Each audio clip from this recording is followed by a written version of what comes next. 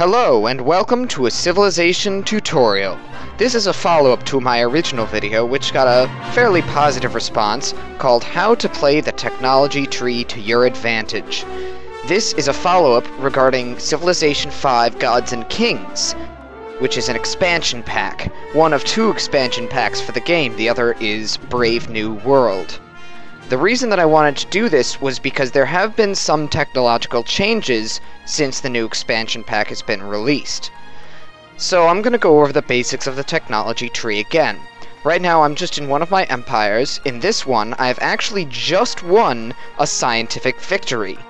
A scientific victory is an endgame wherein you are the first civilization to build a rocket and launch it to Alpha Centauri.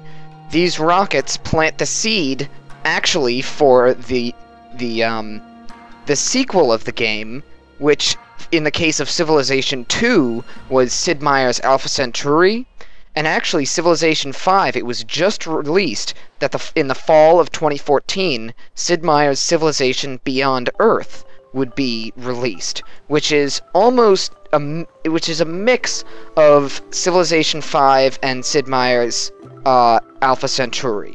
So everyone is really excited about that. I encourage you to go check out the trailer for that game. So, what is technology? Of course, you all know what technology is. It's stuff that you can research. So here's the technology tree. So take careful notes, and I'll see you next time. Thanks for watching. I'm just kidding. So, at the beginning of the game, when you first start out, you have agriculture. You don't actually have to research agriculture. You have a choice of 4: pottery, animal husbandry, archery, or mining. Now, typically, I'm not going to say that this is actually true, but typically, those who want to go more science and culture-y go pottery, and go sailing, calendar writing, etc., etc., etc., and those who want to go more domination go mining, because mining gives you access to the spearmen, which is big, gives you the statue of Zeus, which is big, and eventually it leads to ironworking, which gives you swordsmen, which are very powerful, composite bowmen, etc., etc. So along the bottom of the technology tree is actually usually more military things. You got knights here, you have the trebuchet right here. For mine it's the Hwacha, because I'm playing as Korea, which is awesome. You've got more military units. All your units are usually down here. Crossbowmen, musketmen, cannon.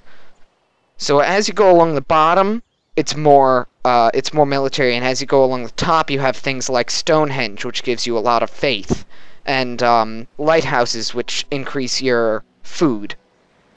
So I'm getting ahead of myself. How do you research technology? Well, your cities produce science, depending on how many citizens it has, and also any other aspects that you might have put in the city. My capital city of Seoul is producing a whopping 300 science.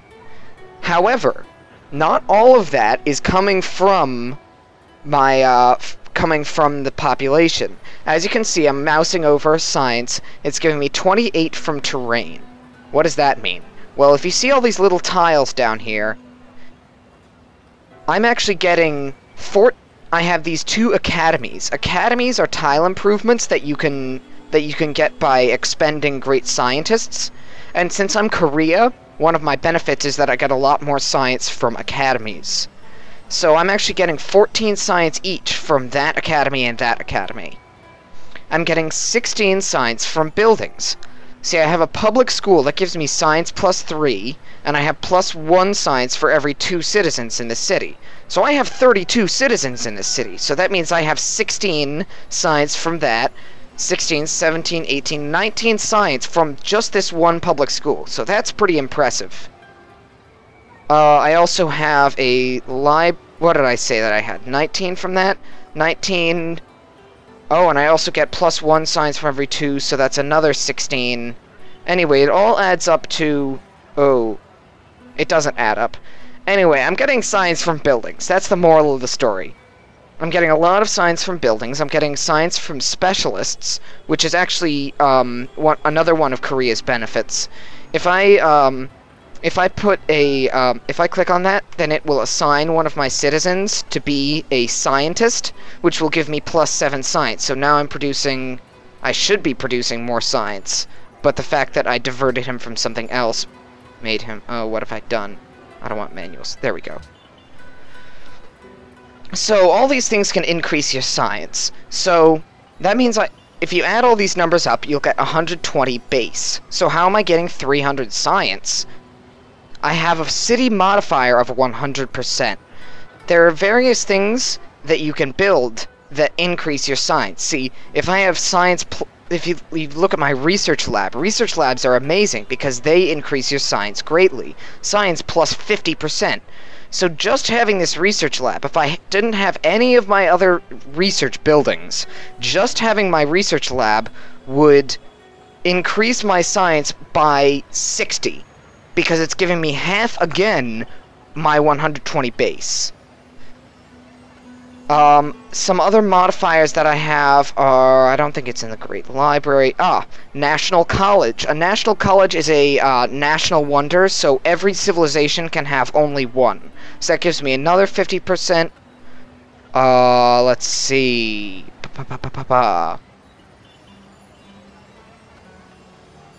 And I have another 50% somewhere.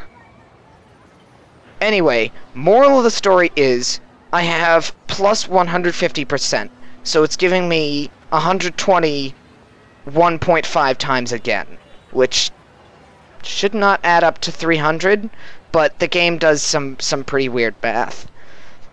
Trust me, it will work. So what does this all mean, all these numbers?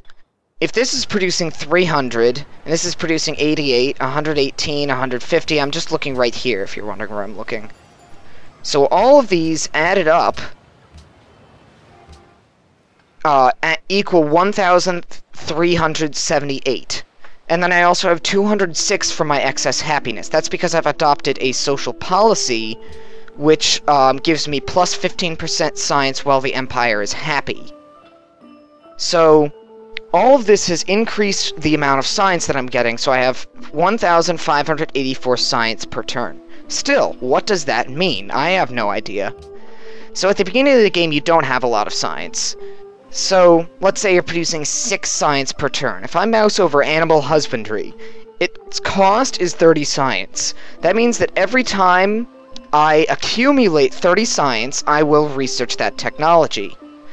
So if I have 30 science, I get animal husbandry, so if I'm producing 6 science per turn, animal husbandry will take me 5 turns.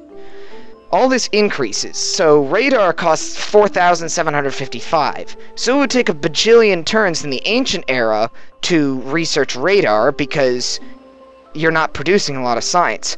Future tech costs 10,000 science. So if I'm producing 1,500 per turn, future tech will take me about 7 turns, I think. So right now I'm about 1 turn in, or 1 or 2 turns in. So every time I accumulate 10,000, I will get another one. So technologies will grant you all sorts of fun stuff. So they're really important if you're playing one of 2 victory types, domination or scientific. Scientific I've already gone over, which is that you launch a rocket to Alpha Centauri. Actually, there it is, right there. It hasn't launched off, but see, I've just won. I've won the game through a scientific victory because I completed the SS engine. The benefits of science are that you can do new things. A lot of times, you can construct new things, such as a granary, a shrine, stoneworks, but you can also construct tile improvements, like a plantation. Plantation is right here. You have your workers go and do that. If I hadn't researched calendar, I wouldn't be able to build a plantation. It also allows me to build new units, such as the Chariot Archer. Roads are tile improvements, and it also allows me to build new wonders, like the Temple of Artemis.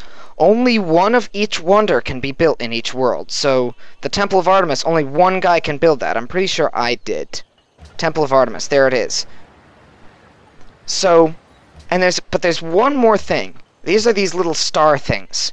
These are abilities that sciences grant you. So, the fact that I've researched writing means that I can allow embassies to be established.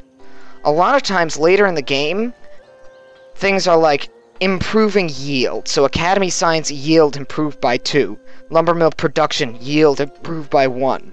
So let me find a lumber mill somewhere around here. There's a lumber mill. See how it's giving me, oopsies. You know what? Screw it. Let's annex this city. 1 second. Annex the city, and let's just buy a courthouse, because I've got so much money. There we go. Courthouse. If I go into this city, and I show yields, it'll show that this is getting 3 production. It would be getting 2 production if I hadn't researched whatever that technology was. So it improves the yield. Food from terrace farm increased by 1 on tiles with no access to fresh water. So it's all these specific criteria improve it. So and it also allows you to build units like the artillery. So things like that make it great for a domination victory, because if you have way better military units than other people, then you'll be able to beat them way easier. So, I would say that that's actually, for the most part, it. It also allows you to reveal resources, strategic resources, like iron. That's a strategic resource. I can use it to build things like swordsmen. Of course, not anymore. But some other strategic resources are, coal is a strategic resource. Gold is a luxury resource. There's iron, horses, coal, oil, aluminum, and uranium. Those are all strategic resources that you can use to build better units. So I think that pretty much wraps it up. One more thing that I'm going to go over is some of the differences from Sid Meier's Civilization, the original, to Gods and Kings. First of all, the eras have been slightly changed so that each era is 3 technology levels long. So you have the Ancient Era, the Classical Era, the Medieval Era, Renaissance, Industrial, Modern, Atomic, and Information, which is different from the original. You also add way more technologies, like telecommunications is new. Oh boy. Penicillin is new. Ballistics is new. What else is new? Industrialization is new. Oh boy, I should have prepared this before I came. Guilds is new, theology is new, drama and poetry is new, and that's pretty much it. They've also rearranged these little prerequisites, which I haven't gone over, but I assumed are pretty self-explanatory. The wheel requires animal husbandry and archery. Now, you can use this to... I can develop metal casting before I've developed pottery. It probably wouldn't be a very good idea, but I can, because nowhere along this way does metal casting require pottery. But take, for example, I can't research drama and poetry before I've researched pottery, because I need pottery for writing and writing for drama and poetry. So if you actually want to research something far ahead, you can beeline it, which is to have the computer automatically research the technologies for you. So if it's the start of the game and I want construction, what the computer's going to say is, well, what are my prerequisites? So first it's going to research animal husbandry, then archery, then mining, then the wheel, then masonry, and then construction.